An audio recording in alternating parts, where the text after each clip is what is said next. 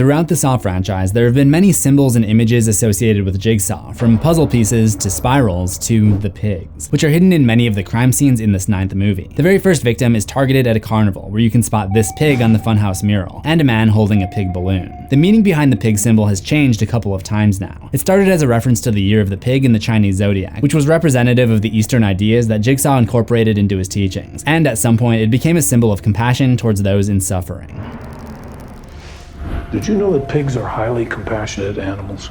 They show distress if they see any other animal, including humans, suffering. In Spiral, there's a new Jigsaw copycat who has a new context for the use of the pig symbol. It's a reference to the derogatory term that people sometimes use towards police officers. The new killer is targeting dirty cops, and so he ironically uses the pig costume and symbol to give them a taste of their own brutality. That's why the puppet avatar has been changed this time to a creepy pig. Perhaps the dirtiest police officer, Detective Fitch, even has a coffee mug decorated with pig imagery. He discovers a pig mask shortly before going into his trap, and a pig falls out of the car when the police discover where the killer deposited Fitch's fingers. Other less noticeable pig symbols include the pig models displayed in the butcher shop where one of the other victims is discovered, including this adorable little pig chef, and the pig mask hiding in the background as Zeke enters the church to find Pete Dunleavy, his #1 suspect.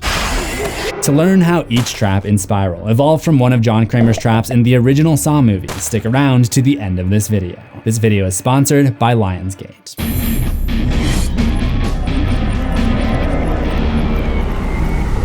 Spiral is the newest chapter in the Book of Saw, and it's now available on digital, Blu-ray, and 4K. If you watch my channel, you may remember when I thought the Book of Saw was going to be an actual book in the movie. That didn't age too well. The movie stars Chris Rock, Max Minghella, Marisol Nichols, and Samuel L. Jackson. Darren Lynn Bousman, who directed Saws 2, 3, and 4, is back to direct Spiral, and I noticed some references to some of his other work hidden in graffiti around the city. In addition to making movies, he's also done these immersive theatrical experiences. Basically, expensive haunted houses where you sign a waiver, but instead of the actors trying to scare you, they just try to make you really uncomfortable. His first one was in 2016 and called The Tension Experience, and its logo can be seen graffitied on a pillar at the 12th Street Bridge. The next year he followed that up with The Lust Experience, whose logo is seen spray painted on a wall at the courthouse. These experiences have their own lore, which is also referenced. BOS stands for Brotherhood of Seraph, a group inside the Tension Experience universe. The parcel delivery company is OSDM, which stands for Oracle Security and Data Management, a fictional company featured in The Lust Experience. As is par for the Saw franchise, there are plenty of other references and hidden secrets to uncover, so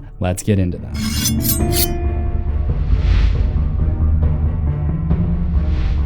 The movie opens with the normal, not spooky Lionsgate logo. I guess the new Saw films are just not gonna do that anymore. How sad. Detective Marv Boswick is lured away from the 4th of July carnival when he chases a purse thief. Ironically, stealing a purse was a punishable offense in the eyes of John Kramer in the previous movie Jigsaw. When Boswick gets down into the subway tunnel, he realizes he's been bamboozled when his suspect has been replaced by a mannequin. That could have been his first clue that he was dealing with a Jigsaw copycat. You may remember John's first ever workshop in Saw 1 was in a mannequin factory. We come to learn that the new copycat, Detective Shank, believes in John Kramer's philosophy, but has his own ideas about who it should be applied to.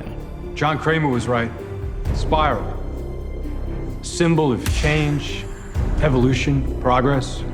But why limit that to an individual when you can apply it to a whole system? So it makes sense that a lot of Shank's traps seem to be evolutions of the Jigsaw traps. The subway trap is a lot like the classroom trap from Saw 3. Each one requires the victim to tear something out of their body to escape before time runs out. There are also obvious parallels to the trap from Jill's dream in Saw 7. And yes, I prefer to call it Saw 7 instead of Saw 3D, so get used to it. But I'm not actually counting this one as an inspiration for Shank because it was just a dream. We have no proof that it was ever a real trap. It is interesting how it contains the Spiral logo though. There are a couple of red herrings that could be placed to lead the audience into thinking that certain characters are responsible for the subway trap. Chief Banks seems to be a train fanatic and decorates his apartment with pictures of locomotives. And the drug dealer has a 9 3/4 tattoo, a reference to the famous magical train platform in Harry Potter. Boz is unable to escape the subway trap on time, and the train that hits him has a big IX on the front. The Saw films have always been labeled with Roman numerals, and this is the numeral for the number 9. Spiral is the 9th film in the franchise. Then we meet Detective Zeke Banks, who is working undercover with a gang of thieves who are in a heated discussion about the fate of Forrest Gump.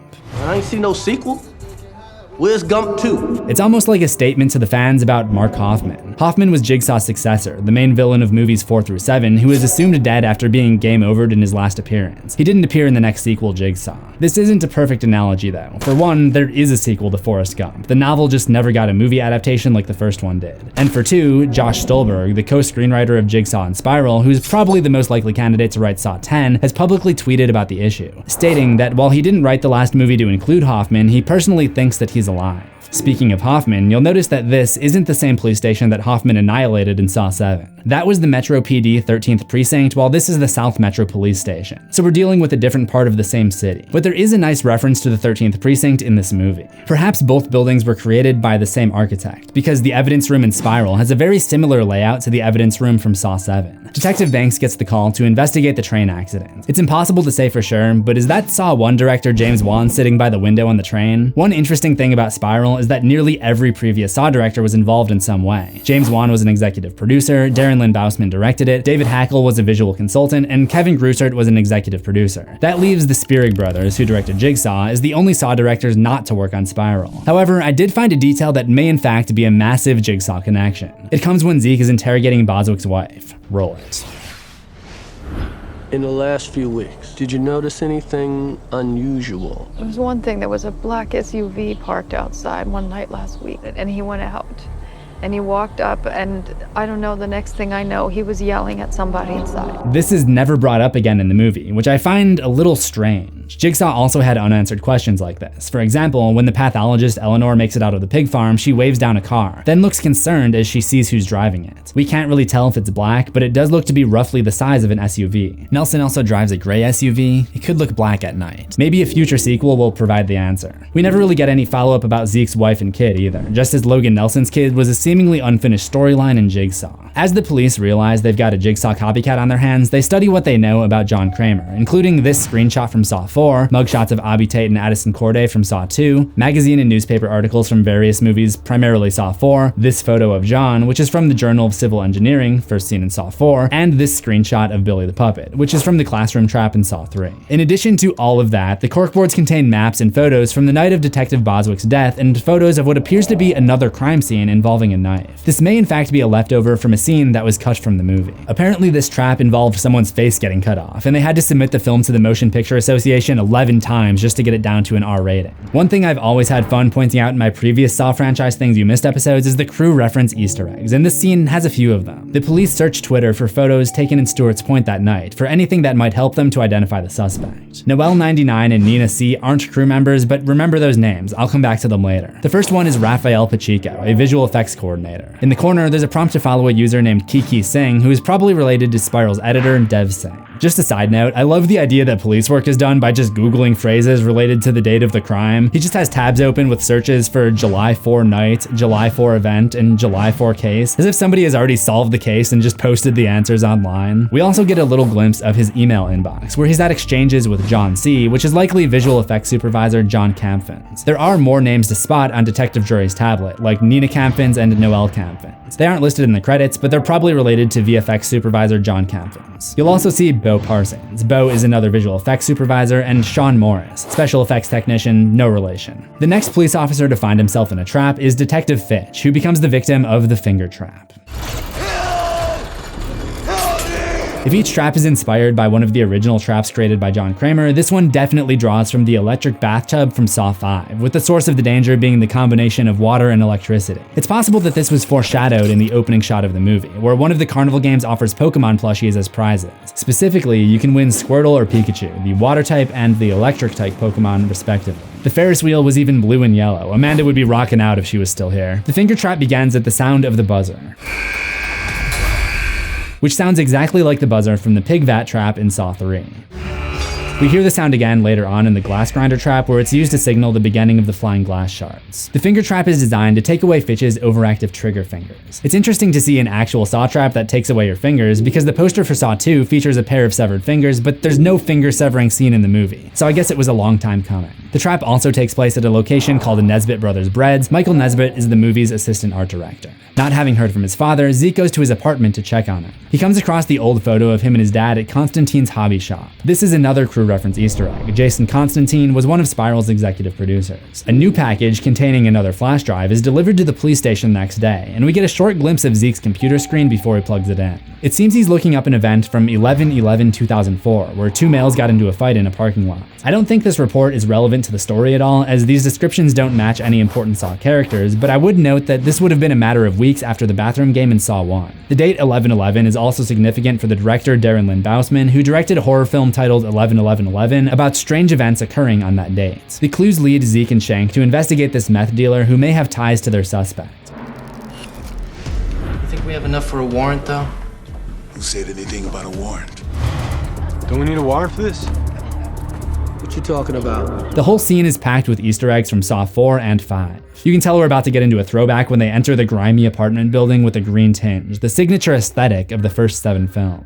I'm first reminded of Officer Riggs' foray into the Alexander Motel in Saw 4, where he blows by a morbidly obese man in a tank top to go up the stairs. Here we see Zeke and Shank do the same. At the top of the stairs, there's a room completely illuminated in red, just like the room where Rigg finds the evidence in the motel. On the way up the stairs, Zeke is confronted by an aggressive dog.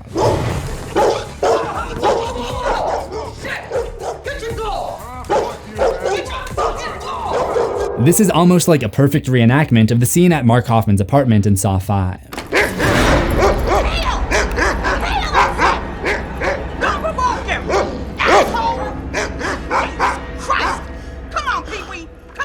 Another Saw trope brought back in Spiral is the idea of the killer being disguised as a victim of the game. In Saw 1 it was John, in Saw 2 it was Amanda, in Saw 4 it was Hoffman, and in Jigsaw it was Nelson. This time, Detective Shank makes it appear as if he's been killed, only to reveal that he did this by leaving his tattoo on the real victim's arm. There's also a nice detail in this scene where they go to interrogate Pete. Pete is the one who shot Shank's father, and Shank stays back behind his partner out of fear of possibly being recognized, even though he was just a kid when they last met. The next victim is the police captain, Angie Garza. She is trapped inside the evidence room by the pig-masked Shank. It makes sense, because only a police officer would be able to get into this room. The door to the evidence room is secured by Vincent and Jules Safe Company. If that sounds familiar, it's because Vincent and Jules are the two main characters in the 1994 crime movie Pulp Fiction. Jules was played by actor Samuel L. Jackson, who also plays Chief Marcus Banks in Spiral. Marcus Banks is the father of Zeke Banks, and the only character to call him by his full name. Ezekiel! This may be a reference to Pulp Fiction, where one of the most famous scenes features Samuel L. Jackson quoting a Bible verse called Ezekiel 25:17. Anyway, Captain Garza is put into the wax trap, which will smother her face in hot wax if she's unable to sever her spinal cord with the blade under her neck. It's not really clear how this trap works mechanically, but there are a number of Jigsaw traps that share the same concept of drowning or smothering the victim if they can't complete their task on time. From the pig vat in Saw 3, to the water cube in Saw 5, to the silo in Jigsaw. With those that he has deemed to be bad cops out of the way, Shank is ready for the finale of his plan and kidnaps Zeke, who awakens chained to a pipe. Obviously, this is a callback to the beginning of the first movie, so I'm not even going to count that on the things you missed, but after escaping, he discovers Pete, who is caught in the last Jigsaw-inspired trap, the glass grinder. This one is just like the freezer room from Saw 3. The only difference is that instead of the victim being sprayed with freezing water while someone tries to find the key to set them free, Pete is getting sliced apart by shards of glass. Shank's hideout is in an abandoned soap factory. This is another common trait shared with Jigsaw, who always used abandoned factories as his hideouts and locations for his games. It even has the obligatory sliding door, although nobody says the iconic line "game over" in this one. The final trap is the puppet trap, where Chief Banks is hung up on strings and Zeke must decide between saving him or killing Shank. This one isn't really inspired by a Jigsaw trap from what I can tell, but the explanation of the trap is definitely familiar. Roll it. You know there's 1.5 gallons of blood in the human body, Zeke? At the rate your old man's bleeding out, in just 3 minutes, those jars will be full. And your dad will be dead. The human body, for instance, is an astoundingly durable creation. It contains approximately 10 pints of blood, yet it is still able to operate with just half of that. 10 pints is only equal to 1.25 gallons. I looked it up, and I guess the average body has 1.2 to 1.5 gallons of blood, so they're kind of both right in a way. This trap not only takes place behind this wall graffitied with Jigsaw's spiral symbol, but it's also located at the top of a spiral staircase. Well, kind of. After a classic Saw-style montage, Detective Shank, or if we're calling him by his real name, William Emerson, slips away in an elevator, just as Jigsaw did way back in Darren Lynn Bousman's first Saw movie, Saw 2. I want to give a big thanks to Lionsgate for sponsoring this video. Check out the link in the description to purchase your own copy of Spiral. But to fully understand the world of Saw, you'll need to click that playlist on the left for things you missed episodes on every single movie. Remember to subscribe to CZsWorld for new horrors every week, ring the death bell for all notifications, and I'll see you in the next one. assuming we both survive.